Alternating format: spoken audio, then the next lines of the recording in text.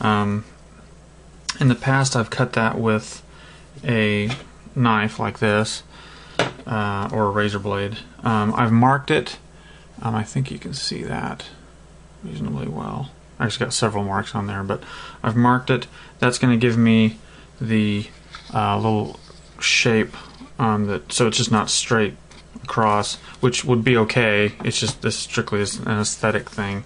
But I've marked it where I'm going to cut it so that when I fold this over, it'll have an arc to it, which I just think makes it look a little bit better, like so.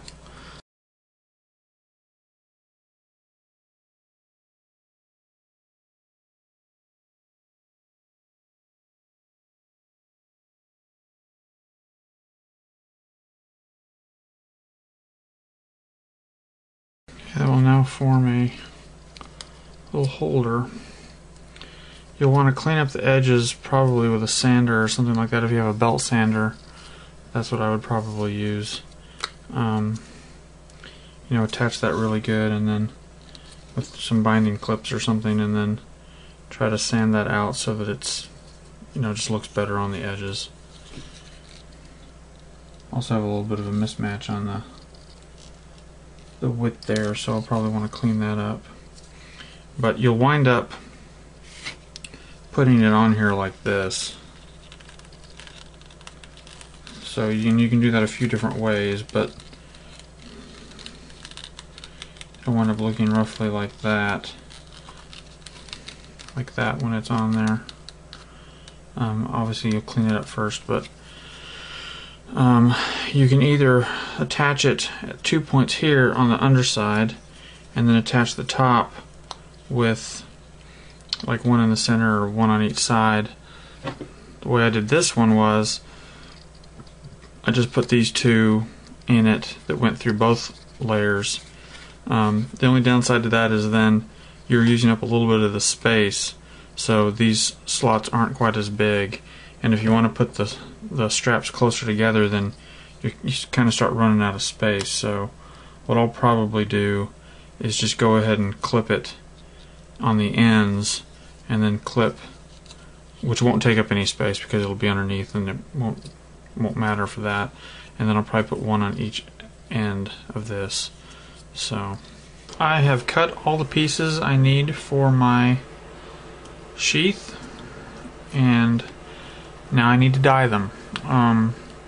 For those that have bought Latigo instead of this kind of leather, you don't need to do this, which is definitely easier, but I don't have any Latigo here, so I'm using this stuff, and I'm going to show you how I dye them.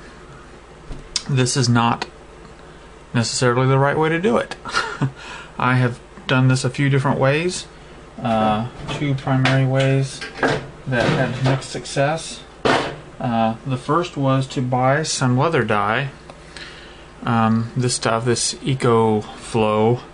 This is an all-in-one midnight black dye, and you apply it, and that's how I made this black. This was originally this color as well, and it certainly makes it black, but it kind of goes on like paint, and it's pretty much just skin deep.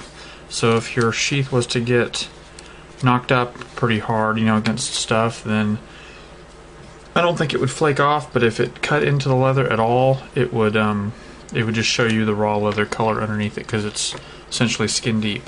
And I don't really like the texture that it leaves. Not so much the texture, but just the appearance of the finish. It I mean, it kind of looks like paint. It kind of looks like you put some black stuff on top of it, and you can see in places where the natural color is underneath it, and it's not 100% evenly distributed, and I just don't really like it.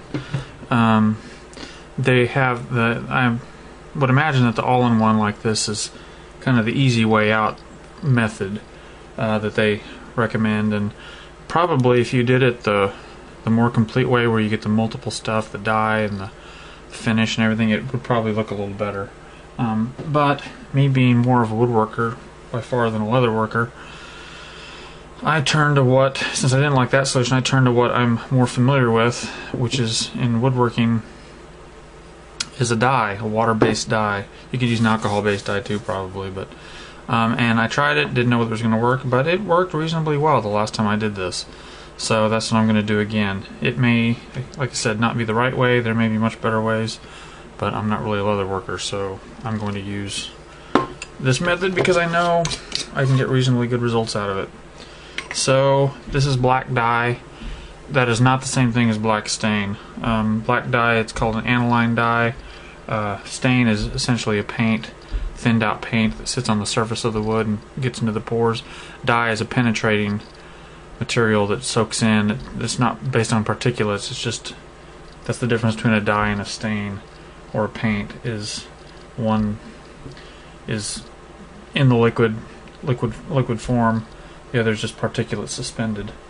But this is the dye. Okay. I've got the dye in there, or I've got the dye there, and I've got this plastic bag here just to put the things down on after I'm done. So this is pretty straightforward. You should really wear gloves for this, but hey, whatever. I don't. So you put it in there, you let it soak up some of the dye. You can kind of see it absorbing it there. When you get leather wet, it's kind of like a limp noodle compared to the way it looks normally. So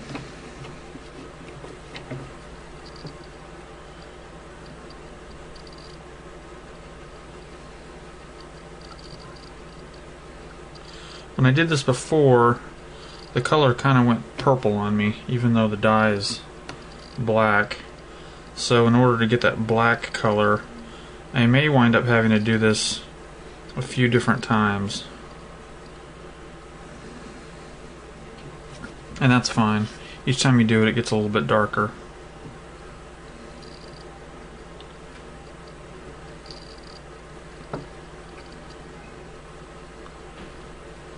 Latex gloves would be better. It wouldn't get your hands, because my hands will be black and it just wears out. I mean, you can't rub it off really. So my fingers will be black for a few days as a result of this.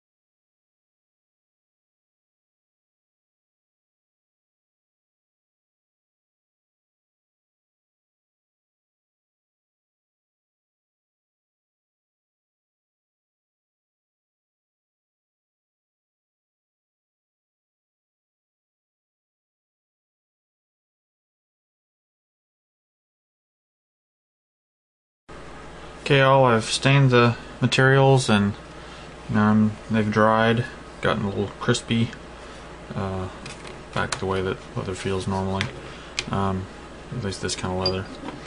A little bit more dried out, but wanted to show you this. This is the piece that holds the steel and the fire steel and the magnesium stick, and just wanted to show you that when you do get this stuff wet and then let it dry out, it really does hold its shape pretty well.